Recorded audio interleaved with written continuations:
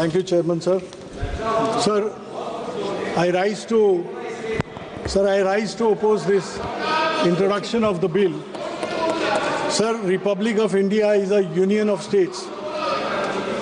By introducing or while considering this bill, it will be a direct attack on the federalism.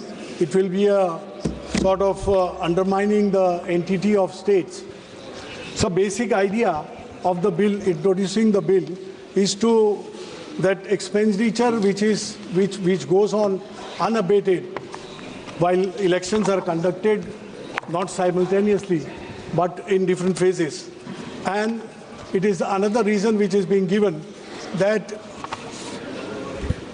election code of conduct which comes into operation during elections halts the developing process of the states, and that affects the country as a whole. Sir, here my basic opposition is, as I said, that legislative competence of the states should not be undermined. It's a federalism which is being practiced, and that is the reason why I'm opposing. Only one thing I would say, that even Election Commission of India's competence itself should be checked. Election commissioners should come by way of elections. They should come with the go through the election process and get elected by the people.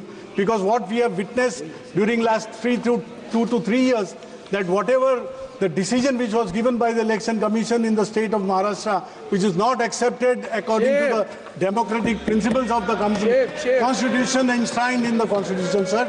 So I oppose this bill. Gaurav Gogoi जी के बाद में ruling दे दूं, पहले गौरव गोगोई जी बोले। Sir आप बोलिए sir, चर्चा है या 72 है, आप बोलिए पहले। देखिए, ये अध्यक्ष पर निर्भर करता है कि वो उस विषय को किस तरीके से लेते हैं, ठीक है ना। नियम 72 नियम उपनियम 1 पहला परंतु वर्णित किया करता है कि यदि विधेयक पूर्व स्थापन का विरोध इस आधार पर किया जाता है कि विधेयक की विषय वस्तु इस सभा की विधायन क्षमता से परे है। अब सबसे पहले वक्ता माननीय मनीष तिवारी जी ने ये विषय रखा और वक्ताओं ने भी रखा, ये विधायन क्षमता से परे है। और इसीलिए जब ये विषय रखा तो मैंने इस विषय को कहा तो विधायक तो अध्यक्ष अन्य सदस्यों को विधेयक के बंदों पर अपने मत रखने की अनुमति प्रदान की जा सकती, इस तहत किया। हाँ, आप गौरव गोगोई जी के बाहर जा सकते हैं, मतलब धन्यवाद सर। ये लेकिन हाँ भी जा सकते हैं, वो तो पूछ रहे। एक सेकंड मैं अध्यक्ष जी जो बोले हैं वो ध्यान से सुना हूं। उन्होंने 72 के बाहर जाने का नहीं कहा है। उन्होंने कहा कि माननीय सदस्य मनीष तिवारी ने 72 का हवाला देकर जो विचार व्यक्त किए हैं और जो विरोध किया है, इस पर सदन का कोई भी सदस्य अपने विचार रख सकता है। अब कांग्रेस पार्टी में विचार रख सकता है मतलब विरोध ही करना है, मगर विचार व्यक्त कर सकते हैं इसका मतलब होता है पक्ष में भी बोल सकते हैं। नहीं, मैं आदरणीय गृह मंत्री को मैं यही कहना चाहूंगा कि अगर कोई पार्टी इसका समर्थन करना भी चाहे तो भी वो समर्थन 72 पे ही रह सकता है, जनरल वो चर्चा में नहीं ला सकते। हाँ, समर्थन के लिए मैं सर ये दो जो कानून है, constitutional amendment 129 constitutional amendment act और the bill to further amend government of union territories act 63, national capital territories 91, Jammu Kashmir reorganisation act 2019, ये दोनों कानून संविधान और नागरिकों के वोट देने के जो उनकी संवैधानिक अधिकार है उस पर आक्रमण है और इसका हम पुरजोर विरोध करते हैं।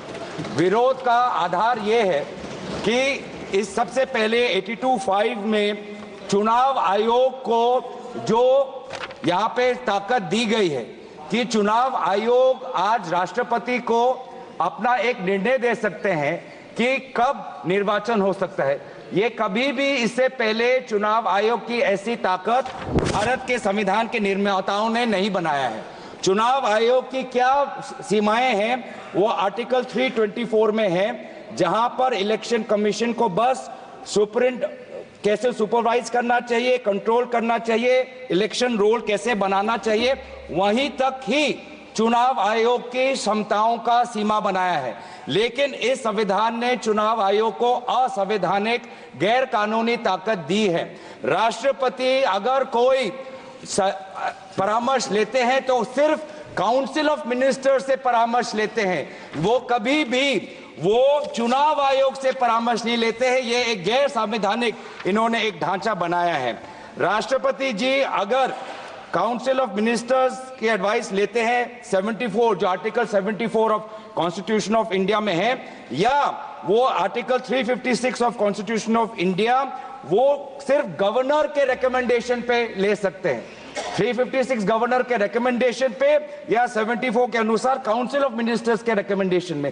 ये पहली बार ये एक ऐसा कानून लाए हैं कि राष्ट्रपति अब चुनाव आयोग के भी रिकमेंडेशन पर एक निर्णय ले सकते हैं। ये पूरी तरीके से इसका विरोध करते हैं। चुनाव आयोग में किस प्रकार से कमिश्नर्स नियुक्त होते हैं, नहीं होते हैं, सुप्रीम कोर्ट की भूमिका रहती है, हटाई जाती है, उस पर हम बाद में चर्चा करेंगे। दूसरी बात यह है कि संविधान के बेसिक स्ट्रक्चर में एग्जीक्यूटिव, लेजिस्लेटिव और जुडिशरी के बीच में संतुलन हो, उसका भी विवरण है।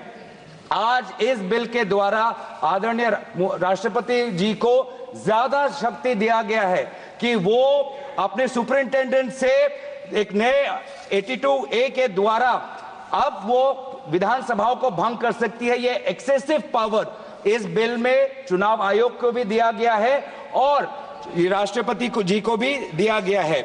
और यहाँ पे जो मुद्दा उठाया है कि ये कि चुनाव आयोग का ये जो खर्च है कम करना चाहते हैं, चुनाव आयोग के खुद उन्होंने कबूल किया है कि 2014 की चुनाव आयोग में कितना पैसा खर्च हुआ, लगभग 3700 करोड़। ये 3700 करोड़ के लिए ऐसा एक गैर संवैधानिक कानून ये लाए हैं, ये पूरी तरीके से तथ्य के खिलाफ है। हम दोबारा कहना चाहते हैं कि संविधान और एक नागरिक जो आर्टिकल 14 जो उसको वोट देने का अधिकार देते हैं, वो जब वोट देता है तो हमारे संविधान में लिखा है कि जो 5 ईयर टर्म है, जो 5 ईयर टर्म है आर्टिकल 83(2) में हाउस ऑफ पीपल को और आर्टिकल 172(1) में जो 5 ईयर टर्म है उसके साथ खिलवाड़ नहीं कर सकते।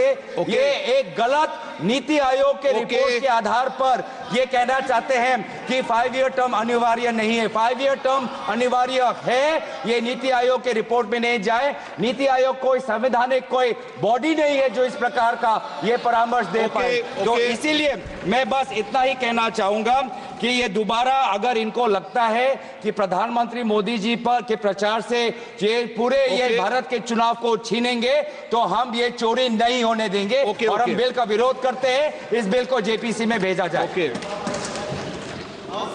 माननीय सदस्यगण ने 1 मिनट प्लीज, 1 मिनट। मैंने कहा है कि संक्षेप में अपनी बात रखें, कोई भी दल हो वो संक्षेप में अपनी बात रखें और प्रयास ये करना चाहिए कि मैं नोटिस आप सबने दिया है, नोटिस पे सबका अधिकार बनता है, लेकिन जब मैंने एक व्यवस्था दे दी है और पूर्व में भी ये व्यवस्था है, मैंने आपको बता दी है कि पूर्व में भी ये व्यवस्था परंपरा रही है और मैंने आपको हवाला भी दे दिया है कि कब कब ये हुआ है, आप चाहे तो दोबारा उसको निकाल सकते हैं।